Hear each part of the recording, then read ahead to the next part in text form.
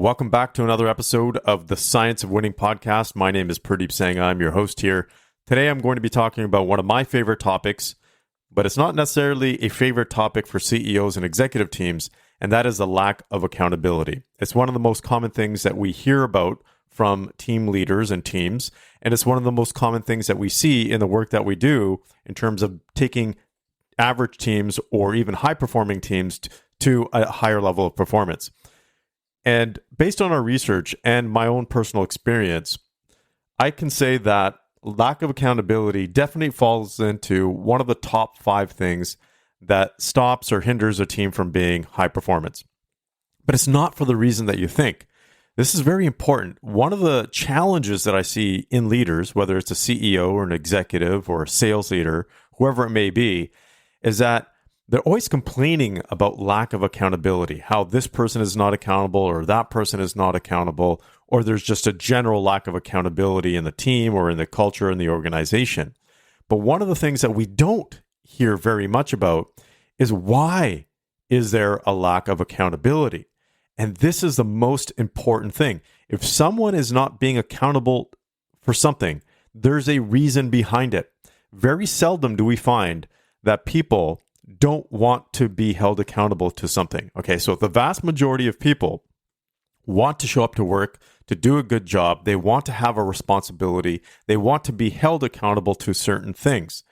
Now, what we find is that when someone is not accountable, there's a number of other reasons or factors that come into play. And that's the most important thing that we can do as leaders, as business leaders, is to uncover what those factors are. Because if we're just going around and using this blanket, I'm going to say, excuse that there's a lack of accountability, it doesn't do anybody any good. Okay, this is why we are typically brought into organizations and teams, is to find out why there may be a lack of accountability. And let me just share some of the things that we see in our experience and in our research when it comes to why people are not accountable or why there is a lack of accountability to the level that people want in terms of accountability. So it's not necessarily that someone is accountable or not accountable. Accountability is on a scale. It's on a scale of 1 to 10. Perhaps 10 out of 10 is what a CEO is looking for from their executive leaders, but maybe the leaders fall at the level of 8 out of 10. And so what is going to get that extra 2 points where the CEO needs everybody on the team to be a 10 out of 10? So it's not like lack of accountability is all or nothing. It's on a spectrum. It's on a scale. So you have to understand where people fall on that scale as well. So some of the reasons are this. Okay, so do they even know that they are held accountable or supposed to be accountable for a particular thing? Now you're going to say, hey, Pradeep, no, our people are absolutely clear about what they're accountable for and what they're not accountable for. I can tell you without a shadow of a doubt, when we actually get into the depth of what people are responsible for and what they're accountable for, a lot of people, there's a lot of ambiguity in terms of what they should be doing or what they're accountable for. So be very, very clear about that. That's the first step, or that's one of the factors. Fear, or the fear of failure, or there's a culture of fear. Okay, what happens if I drop the ball and I let someone know? Am I going to get fired? Is that going to dock me points? Am I not going to get my bonus? So this culture of fear actually creates, in many ways, a lack of accountability as well. Are there unclear measurements? Okay, so someone is being held accountable, but what are the exact measurements? How are you going to measure their level of accountability and their progress or their performance? So that can be a challenge. Someone just may have complete overwhelm. They might be just so much stuff on their plate or so much work that they are completely overwhelmed and they forget about being accountable to something. We are all human beings. We all have a brain, and our brain can be overwhelmed by a bunch of stimulus or even challenges in our life.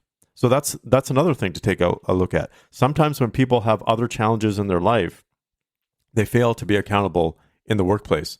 They could be burnt out. This is the one that a lot of CEOs don't want to hear. Maybe they just don't care. Okay, so maybe they just don't care. Maybe they did care, but they just don't care now. Maybe it's a point in time of their life. Maybe it's just timing for that person. Whatever's happening in their life, they are just not able to be accountable. Okay, so we have to understand this. People are human beings. We have to get into, I hate to say it, but yeah, the psychology of why people are not being held accountable. Another one is maybe there's just a culture. Maybe the culture lacks accountability. Maybe that culture has been developed over 5 years, over a decade, where people have just been able to get away with certain things. I've seen this quite often in many organizations, and this is really interesting. So this for me personally is an interesting one, because not only are we holding our people accountable, sometimes we have to hold our clients accountable or our customers accountable, and there can be a lack of accountability on the client or customer side, and we've created that because we've just let things go. So it could be a cultural thing. But from a psychological perspective, let's take a look at it from a different angle. So this is one thing, and most people out here listening to this are not psychologists, so I don't expect you to understand this in full depth, but I'm going to try to explain it to the best of my ability. There are 5 main personality traits that most psychologists and professionals in psychology are on the same page with or on when it comes to what makes up a person's personality. And out of these 5, there's one that is really interesting, and that is conscientiousness. And conscientiousness is really, if I'm going to say from a work factor perspective, it's the ability for people to be organized, systematic, they're achievement oriented, they have a strong level of self-discipline, they're reliable, they're dependable, they're punctual, and they have good time management skills. These are the people that show up when you need them to be. These are also the people that are accountable. So this is a trait, and everybody has this trait of conscientiousness.